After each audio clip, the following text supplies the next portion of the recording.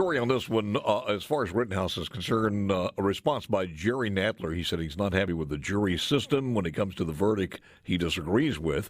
He said Kyle Rittenhouse could face federal charges.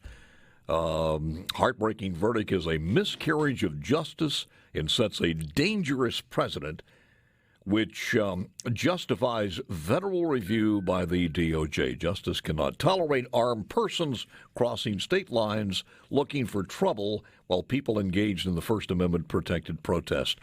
There are numerous things wrong with that statement, but then again, that's par for the course with Jerry Nadler. We got to get these people out of here. The Speaker of the House is with us. Perez, thank you, sir. The putting these people in charge of the House and Senate is killing this country. It's killing us, Paul. It's killing us, and we have got to do something about it. And I don't think the midterm elections can get here soon enough. We've got to be able to turn the tide of this. Going back to the Rittenhouse thing, I was listening to you as I was riding in. I don't know if most people understand. I don't presume to tell them what they already know, but a lot of people understand that in a criminal case, it's got to be a unanimous verdict. Mm-hmm. It's not just one guy who holds. That's called a hung jury. Right. If one guy, there were 12 people who decided this man was not guilty, and at the end of a trial, the judge will do what's called polling the jury, which means he goes member by member and says, "Is this your verdict? Is this your verdict? Is this your verdict?" And all of them, 12 people agreed that he was not guilty. Now, that is our system of justice in this country, and there's no system that's perfect, but it is the best system that exists. And for 12 people to come to that conclusion is rather overwhelming, Paul. I mean, it's kind of a statement that this man was not guilty, and they need to embrace the verdict. Today and tomorrow, playing a lot of Man on the Streets. Jay Leno is some of our quick shots, but just to show you where our education system has failed us in this country. It really has. Not so much in Mississippi as far as patriotically. We still have roots here. But as far as bonding with the United States and understanding the history, this country has failed us, and I think it's by intention from inside or outside forces, one way or the other. They're trying to rewrite history. They are trying to rewrite and they're doing that. To create a wrong history. But I think both of us would agree that if we had communism that took over the first of the year, we were under a dictator in communism. The people who would fare the worst would be minority. The people who are subsiding and living on government handout would be the ones who would be eliminated first, because as hard as it is for them to understand this, if there is a dictator, he or she does not need your vote. That is correct. They're not going to need your vote tomorrow or the next day. That's correct. So you are expendable, and mass graves are just totally forgotten. And if you want to see justice carried out, show them how you do it in Russia or China. The reason I do this is because in this Rittenhouse aftermath, where there were some people rioting, here's one of the chants that you heard. That's why we need communism. That's what we need. We need that. We need that. We need communism. We want communism. Now, you can only reach that level with the education system in this country failing you. Absolutely. Absolutely. Communism has failed everywhere it's ever been tried in the world, in the history of the world. And we pride ourselves on being the greatest country in the history of the world. That's because we have the greatest freedoms, and they're trying to take away those freedoms. And communism does that. That's just what that's why I can't fathom why these people push socialism the way they do, because you advocate your freedom to the government or to a dictator or to whomever the central government is. That is very short-sighted. It is the stupidity of the people going out there advocating with placards, shouting and putting everything on the line for them to be put in jail, basically, absolutely, and their freedom's taken away from them. Right. Basically, that's it. That's right. And if that is not a good testimony to taking away that the education system has failed us in this country. Well, I think this is is a perfect week to reflect upon that because it is the week of Thanksgiving, and the history of Thanksgiving is that those who came here were grateful to God for seeing them safely over here and giving them the opportunity to create a new country where they had freedom to worship and freedom to pursue liberty. And this is the perfect week for us to reflect upon that and to fight for those things that they held true and dear. Look, I didn't bring you in to talk about legislative news, but I did want to talk about and I'm glad we did that, but I want to also talk about what's coming up before we know it. It's at this time of the year, you're looking at November 22nd, the beginning of Thanksgiving week, and before you know it, you got some legislators who are already packing their bags, making their plans. Yeah. It'll be here January. When do we start? Well, the easiest way to say it is it's the first Tuesday in January. First Tuesday generally. Now, what the Constitution says is the first Tuesday after the first Monday. Yeah. Now, the only time the latest that it will occur is January the 8th because that's when the first falls on a Tuesday. Mm-hmm. So when the first falls on a Tuesday, the first Tuesday after the first Monday is January 8th. That's the only time that we would go in that late. The rest of the time, it's just the first Tuesday. I think we're over the suspense of whether or not there's going to be a special session. I agree. I don't think there's going to be one at this point. Your comments on that? Well, we had put forward about 4 different items that we felt were important that were timely, that needed to be addressed. Yep. One was the benefits for first responders. I think you and I talked about that before. The Congress had passed a law many years ago that provides a $100,000 death benefit to policemen and firemen who die in the line of duty. Mm-hmm. Mississippi responded and passed a very similar companion bill. So in Mississippi, a policeman or fireman who dies gets $100,000 from the state, or their family does, $100,000 from the state, $100,000 from the feds.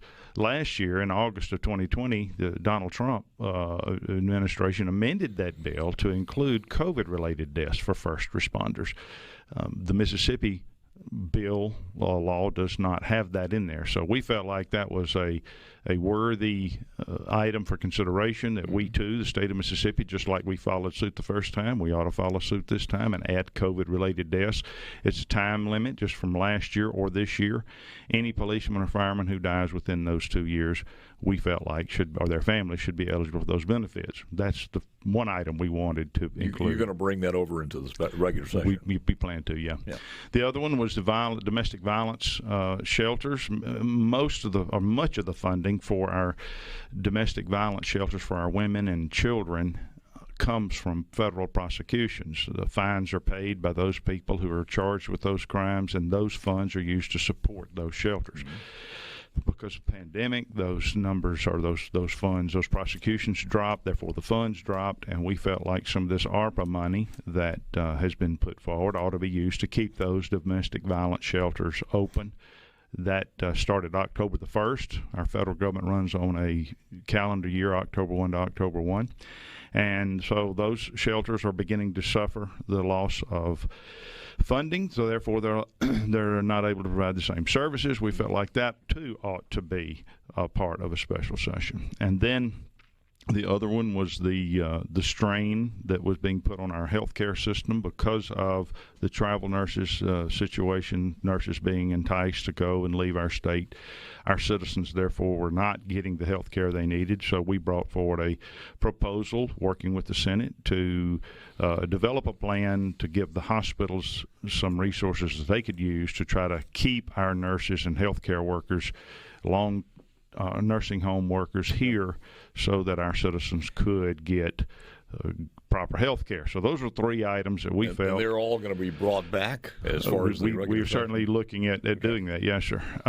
Now, those are the 3 items that we felt were very worthy of attention. They were very timely. Then, of course, the medical marijuana thing was the one that everybody seemed to talk about. But those other 3 items were things that we also wanted to add. So those were the proposed items for a special session. Obviously, that didn't happen, and we'll be coming back in January to address all those. In addition to other things, Paul. I had a story here that I want to read you. This is over the weekend on Saturday. In a low voter turnout on Saturday, Louisiana voters approved an overhaul of Louisiana's income tax rates and credits that the local business community had sought for years. The amendment will also make it much easier for the Louisiana legislature to completely cut income and corporate franchise tax in the future. The measure had bipartisan support, and heading into the election, Governor Edwards, a Democrat, supported the amendment. Senate President Paige Cortez, a Republican, set up a political action committee to pay for the advertising push to support the amendment. So Louisiana moving towards no personal income tax as far as state income tax. We'll talk about that more with the Speaker of the House, Philip Gunn. How are you? The Speaker of the House is with us. We're live in the Trustmark studios. Trustmark, life's beautiful when you choose a bank that has been voted best in state banks by Forbes for 2021, member FDIC. Personal income tax. Where are we with this one? Has the strategy changed? Has the voice of the people been heard? What's going on with that? Well, Paul, we've continued to try to push forward with the concept. Mm-hmm. We have invited much input on this. We have put forward a plan. We have invited critique of that plan. We've invited suggestions for improvement. Mm-hmm. Right now, it's the only plan that's out there. And so we are continuing to try to engage in negotiations with the Senate on this. We've invited the governor's office to offer suggestions, but right now we continue to advocate for that. Before we went to break, I think you were talking about Louisiana doing this. I will tell you, this is a movement around the country. I'm aware that New Hampshire's done something. Arizona's in the process of doing something. North Carolina has done something, and now you mentioned Louisiana. If we don't get out there and do this, we are going to fall behind competitively. And this is something, the main thing is it puts money back in the pockets of our people, which is a good thing. This helps them raise their families, provide for their families better, give more to their communities, give more to the church. There's no downside to eliminating the personal income tax. Do you remember the amount of money that would be refunded or back in the pockets that would go into the economy? Yes, sir. The economists who've studied this plan said that it would result in an increase in our gross domestic product of $371 million a year. So that's per year. Now that's annually. That's simply people having their own money instead of the government spending it, and that will create more taxes. Well, gross domestic product is the way we measure wealth. Yeah. You measure the wealth of a country or a city or by the gross domestic product. That's the sale of goods and services. So when they tell us that the plan that we have presented will result in an increase in $371 million a year, that's $371 million more stuff, goods and services that's going to be sold. I don't want to spend, because the time will shoot by too fast here, but has there been any movement or discussions with the Senate, because that's where some of the stumbling blocks have been? Well, we have invited, we've asked for, tell us what your issues are. So we're no closer than we were this 6 months plan, ago. and we continue to try to talk to them about the concerns that they have. I think we've addressed a number of them. One was, is there going to be a loss of revenue? Well, as you know, we had hearings and 3 witnesses testified there would be no loss of revenue under our plan. Did they come back? There were no witnesses on the other side. So that I'm a lawyer. I'm looking at it as trying a case before a jury. We had 3 witnesses that said there's no loss of revenue, and we had no witnesses to the contrary. So the weight of evidence falls on that in favor of us on that point. Another point was, is this a good plan? There were 7 witnesses who showed up and said this is a good plan. Grover Norquist being one of them, saying he would vote for the plan. I understand. National Taxpayers Union, Tax Foundation, others. There was 1 witness to the contrary. So again, the weight of the evidence falls in favor of the plan. So after their much publicized Senate committee to study this, did they ever come back with any solutions or saying, hey, if we do this, then we can bridge the gap? We're continuing to have discussions. We're inviting them to continue to show us what concerns that they have, and hopefully we'll get to that point soon. Medical marijuana, we will not have a special session, most likely, unless something happens, and then we're going to go into January. And what's the strategy on this? Well, Paul, we were, as you know, this is something that I personally am not that excited about, but we recognize the vote of the people that they wanted a program of some sort. The House and Senate negotiators have worked very hard to come to an agreement. We were told by the governor that if an agreement was reached, he would call a special session. That did not happen. The governor wanted to look at the plan. We gave him the plan. He offered some, or his office offered some suggestions. We adopted many of those. I think there were 6 or 8 different things they wanted to change, and we did. And yet there's still no special session. So we will obviously have to take that up in January if we're gonna do that. There are a couple of things that I felt like were very misleading in some comments that have been made by the governor that need to be clarified. When he was on the air with me. I don't remember, but I just know that and here again, I'm telling you what my negotiators on my side are telling me, Lee Yancey primarily, who has been the lead on this, and I have to commend Lee for diving into this issue and trying to understand it. But under the plan we proposed, it was to give 3.5 grams to a individual who has a medical marijuana card. Apparently 1 gram equals 1 marijuana cigarette. So if you get 3.5 grams, you're talking about 3.5 a day. The proposal, that the other proposal on the table is 2.8 grams. So you're talking a difference of 0.7 grams. This is a very nominal difference, a little more than half of a marijuana cigarette. So this is represented to be the difference between recreational and medical. That is just that is a ridiculously slim difference between those 2 points. And so to try to say that the plan we passed is recreational versus medical it's a gross misrepresentation. That is a little more than half of a marijuana cigarette. The governor said on the air with me, and also the sheriffs that were in that roundtable previous to the governor coming in, that they were not part of this whole discussion. And they felt like they should be because it's going to land mostly in their jurisdictions. Well, I can tell you that we have reached out to the Sheriff's Association. I personally had a conversation with Greg Poland, who is the sheriff of Calhoun County, president of the Sheriff's Association. Lee Yancey's talked to Randy Tucker. He's talked to Sean Tyndall. This has been in the last several weeks. Well, I think, yes, sir. Yes, sir. I don't exactly recall when those conversations took place, but the sheriff, his own sheriff in Rankin County, and we have worked with them to alleviate their concerns. Well, I think they were concerned that we were somehow preventing them from enforcing the law on marijuana, and that is just not the case. And Lee walked them through that and explained that to them to the point where I think they're now no longer objecting to. Should that language be changed? Yes, and we've agreed to do that. Okay, we've agreed to do that, and they now are comfortable. I don't think they're any more for it than we are, but they are no longer, as I understand it, their concerns have been alleviated, and that part has been fixed.